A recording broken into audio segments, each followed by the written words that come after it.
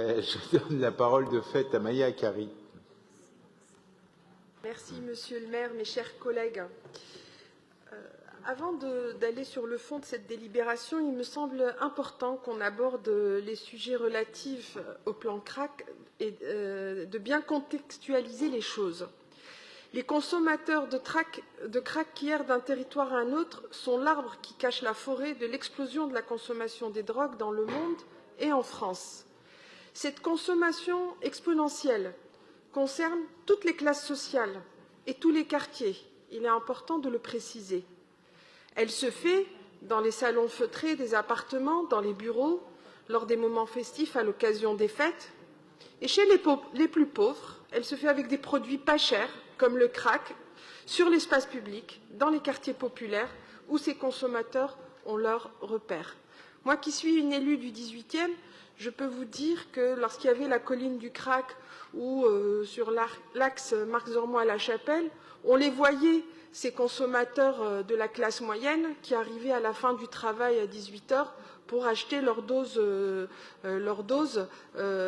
chez les vendeurs qui étaient chez nous. Et les chiffres le montrent. Cette consommation ne concerne pas uniquement une certaine catégorie sociale, mais bien toute la société, même si elle s'exprime différemment quand on est riche ou quand on est pauvre. La question de la consommation des drogues, donc dans toutes les catégories sociales, à tous les âges, dans tous les territoires, est un sujet de société en soi. La lutte contre les trafics, la question de la santé mentale, parce qu'on oublie trop souvent le lien entre santé mentale et usage de drogue, sont des sujets oubliés et peu traités depuis de nombreuses années. Je le vois au quotidien, également dans mon métier, lorsqu'il s'agit de trouver une solution, centre de désintoxication ou aide médicale, pour des jeunes qui ont des addictions, et ils sont nombreux. Pour revenir au sujet qui nous occupe, à l'occasion de cette délibération, à savoir le traitement de cette situation relative aux hommes et aux femmes, n'oublions pas que ce sont des hommes et des femmes, ceux qu'on appelle les craqueurs, et qui errent d'un territoire à un autre, il est utile de rappeler que nous, à gauche, nous pensons qu'il faut traiter le problème par deux bouts. Il faut d'une part des solutions sanitaires et sociales bien dimensionnées et bien réparties sur les territoires, j'insiste, et d'autre part lutter énergiquement contre les trafics et garantir la tranquillité publique. D'autres pays ont déjà réagi avec succès en mettant en place des politiques volontaristes au niveau sanitaire en plus des politiques sécuritaires.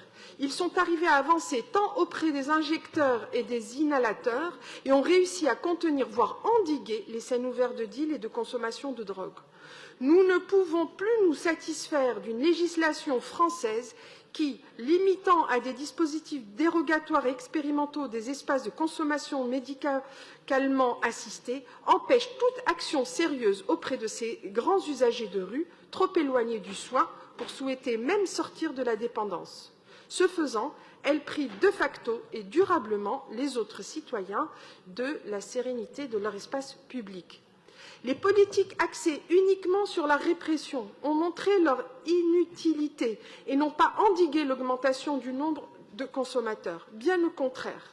Il faut donc rattraper le terrible retard qu'a pris la France et commencer par le traitement rapide, mais de long terme, des quartiers les plus touchés, notamment ceux du nord-est parisien et des villes de proximité, parce que, bien évidemment, on l'a dit tout à l'heure, il y a un lien.